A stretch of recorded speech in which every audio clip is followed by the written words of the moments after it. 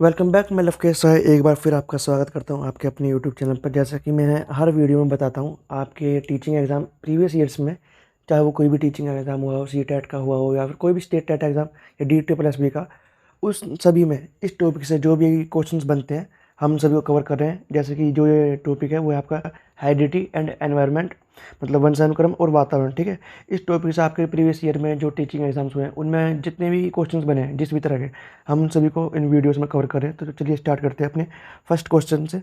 आपका पहला क्वेश्चन है, अनुवांशिकता सबसे महत्वपूर्ण भूमिका का निर्वहन करती है। ठीक है ना, मतलब रोल प्ले करती है जो अनुवांशिकता है, किस में रोल प्ले करती है सबसे ज़्यादा इंपॉर्टेंट। तो पहला ऑप्शन है बालक के भावनात्मक विकास में, दूसरा ऑप्शन है बालक के सामाजिक विकास में, तीसरा है बालक में शारीरिक विकास में, और चौथा है बालक के सांस्कृतिक विकास में। तो जो अनुवांशिकता है वो आपके शारीरिक विकास में सबसे ज़्यादा इंपॉर्टेंट जो रोल प्ले करती है।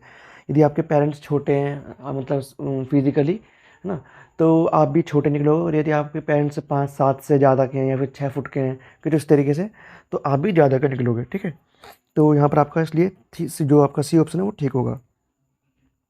तो आपको बताना कि एक बालक में कितने गुणसूत्र जोड़े होते हैं, जोड़े में बताना आपको। ठीक है, तो जोड़े में जो होते हैं 23, और वैसे अगर हम सिंगल सिंगल काउंट करते हैं तो वो इनके डबल हो जाते हैं। ठीक है, 46।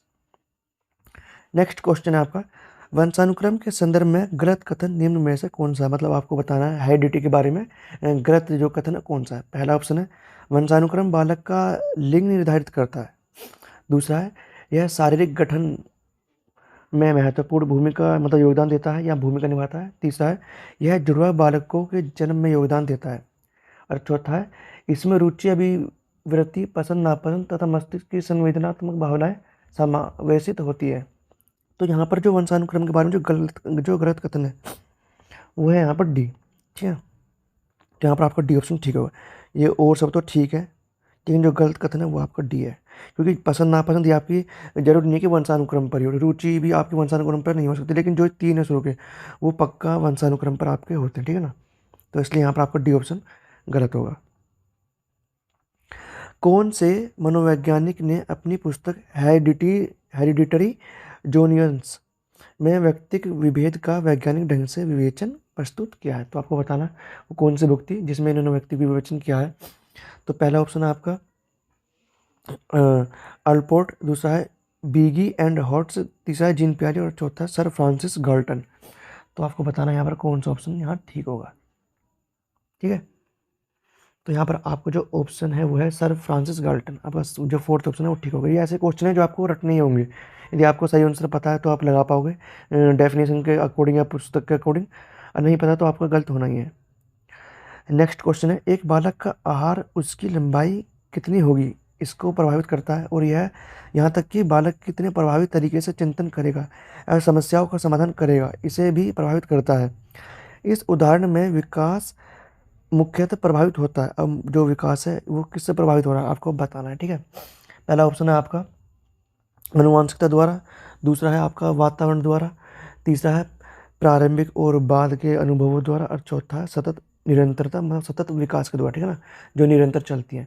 तो यहाँ पर जो सही ऑप्शन है वो है आपका ठीक, वो जो है सी, वातावरण। क्योंकि वातावरण में ही आपका जो भोजन आता है, और वो भोजन ये आपकी बहुत सारी चीज़ों पर जो यहाँ पर लिखी गई है कि आपके मस्तिष्क के चिंतन को प्रभावित कर रहा है, आपकी हाइट को प्रभावित कर रहा है, लंबाई को प्रभावित कर रहा है। ठीक है, तो इसलिए यहाँ पर आपका जो बी ऑप्शन है वो ठीक होगा। नेक्स्ट क्वेश्चन है, कुछ मामलों में बच्चे अपने माता पिता की तुलना में कुछ कम मानसिक योग्यता दिखलाते हैं, तथा ठीक उल्टा दृश्य भी दिखता है कि कम मानसिक योग्यता भी दिखा सकते हैं जो बच्चे हैं अपने पेरेंट्स के कंपेरिजन में, या ज़्यादा भी दिखा सकते हैं पेरेंट्स से ज़्यादा, कि पेरेंट्स से ज़्यादा इंटेलिजेंट है ना, या क्रिएटिव है, या आप ऐसा कह सकते हो। ठीक है, और वंशानुक्रम का यह नियम क्या कह रहा था, अब आपको बताना है। जो वंशानुक्रम का जो ये नियम है आप इसे किस नाम से जानते हो। पहला है प्रत्यागमन का नियम, दूसरा है आपका चयनित गुणों का सिद्धांत, तीसरा माता पिता पक्षों का नियम, और चौथा संयोग का नियम। तो जो यहाँ पर आपका सही ऑप्शन है वो है आपका ए, प्रत्यागमन का नियम। ठीक है, प्रत्यागमन का यहाँ पर आपका जो नियम है वो ठीक है। नेक्स्ट क्वेश्चन है, एक बालक जो किसी एक विशेषता मतलब लक्षण जैसे दुश्चिंता हुई या सामाजिकता होगी में उच्च और निम्न हो सकता है। ठीक है ना, मतलब सामाजिकता तो बच्चे की ज़्यादा भी हो सकती है, कम भी हो सकती है। बाद के वर्षों में भी इसी तरह का रहता है कि भाग्य भी वो सेम रहता है। यह कथन निम्न के महत्व को बल देता है। अब ये जो कथन है वो किसके महत्व को बल दे रहा है? आनुवांशिकता के महत्व को बल दे रहा है, वातावरण के महत्व को बल दे रहा है। तीसरा ऑप्शन है आनुवांशिकता और वातावरण के दोनों के महत्व को जो है बल दे रहा है। जो फोर्थ ऑप्शन है या फिर परिपक्वता के महत्व को बल दे रहा है। तो यहाँ पर जो आपका जो ऑप्शन है वो है आनुवांशिकता। ठीक है, जो आपने आनुवांशिकता से जो जैसे आप अपनी सामाजिकता लेकर आए हो या फिर आपके जैसे पेरेंट्स ने करा है या सीखा है वैसे ही आप आगे भी दिखा रहे हो। ठीक है, वो चेंज ही नहीं होती चीज़ें जो आनुवांशिकता के द्वारा आती है। थोड़ा बहुत मायने से चेंज हो सकता है बहुत ज़्यादा एफर्ट्स के बाद, लेकिन पूरी तरह से चेंज करना या फिर 50% चेंज करना ये पॉसिबल नहीं हो पाता। नेक्स्ट क्वेश्चन है, आनुवांशिकता सबसे महत्वपूर्ण भूमिका का निर्वाह करती है। ये फिर से क्वेश्चन रिपीट हो चुका है, तो यहाँ पर जो ऑप्शन है वो है सी आपका ठीक है यहाँ पर। ठीक है, नेक्स्ट क्वेश्चन है, एक बालक में कितने गुणसूत्र होते हैं? ये आपका होगा 23। यहाँ पर ये क्वेश्चन भी रिपीटेड है। नेक्स्ट क्वेश्चन है, वंशानुक्रम तथा वातावरण के संबंध का व्यक्ति की वृद्धि पर प्रभाव निम्न में से एक के अनुसार होता है। वंशानुक्रम और वातावरण के संबंध का व्यक्ति के बुद्धि पर प्रभाव मतलब व्यक्ति की बुद्धि पर प्रभाव किसका पड़ रहा है? वंशानुक्रम का पड़ रहा है या वातावरण का पड़ना है? अब आपको यहाँ पर बताना सही ऑप्शन कौन सा होगा। तो पहला ऑप्शन है वंशानुक्रम व्यक्ति को प्रभावित करता है। ठीक है, दूसरा है वातावरण व्यक्ति को प्रभावित करता है। तीसरा है वंशानुक्रम वातावरण व्यक्ति को प्रभावित करते हैं, मतलब दोनों ही प्रभावित कर रहे हैं। और फोर्थ ऑप्शन है वंशानुक्रम वातावरण व्यक्ति को प्रभावित करता है। ठीक है, तो यहाँ पर जो आपका फोर्थ ऑप्शन है वो यहाँ पर ठीक होगा, क्योंकि यहाँ पर जो है इनके जो बीच में सिंबल लगे होते हैं। ठीक है, कि ये दोनों मल्टीप्लाई में, यहाँ पर इसमें लगे नहीं है, ये मल्टीप्लाई, ये मतलब ये है जो ऑप्शन है फोर्थ वाला, ये है यहाँ पर मल्टीप्लाई, जो थर्ड वाला है उसमें है प्लस। ठीक है, तो इसलिए यहाँ पर आपका जो मल्टीप्लाई वाला है वो ठीक होगा, क्योंकि वंशानुक्रम और जो वातावरण है इनका जो संबंध है वो मल्टीप्लाई का है। ठीक है, प्लस का नहीं है, इसलिए यहाँ पर फोर्थ ऑप्शन ठीक होगा। नेक्स्ट क्वेश्चन है, वंशानुक्रम का वास्तव में वाहक है। अब वंशानुक्रम का जो वाहक कौन है? तो पहला गुणसूत्र है, दूसरा जैविक है, तीसरा कोशिकाएं हैं या फिर चौथा डीएनए है। तो यहाँ पर जो जीन्स है, जो आपका सेकंड ऑप्शन है जैविक जो है, वो यहाँ ठीक होगा। ठीक है, नेक्स्ट क्वेश्चन है, निम्नलिखित में से कौन सा विकल्प विकास के ऊपर आनुवांशिकता के प्रभाव की मात्रा का वर्णन करता है? ठीक है, आनुवांशिकता के प्रभाव की मात्रा का वर्णन करता है। तो पहला ऑप्शन है आनुवांशिकता निर्धारित करती है कि हम किस सीमा तक जाएंगे। ठीक है, दूसरा आनुवांशिकता निर्धारित करती है कि हम किस सीमा तक जा सकते हैं।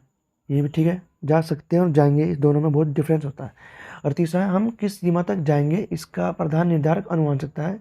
और फोर्थ ऑप्शन है हम किस सीमा तक जा सकते हैं, इसका प्रधान निर्धारक मतलब प्रधान जो निर्धारक है वो आनुवांशिकता। तो यहाँ पर आपका जो फोर्थ ऑप्शन है वो ठीक है, कि हम किस सीमा तक जा सकते हैं। ठीक है, उस वो कौन डिसाइड करती है? आपकी आनुवांशिकता निर्धारित करती है।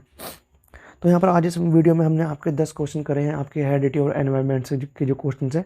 यदि आप किसी भी टीचिंग एग्जाम की तैयारी कर रहे हैं तो हमारे चैनल को सब्सक्राइब करें, ताकि आप उस पर्टिकुलर एग्जाम में ज़्यादा से ज़्यादा स्कोर कर सकें, चाहे वो CTET हो या DTET भी का हो। ठीक है, तो चलिए मिलते हैं नेक्स्ट वीडियो में।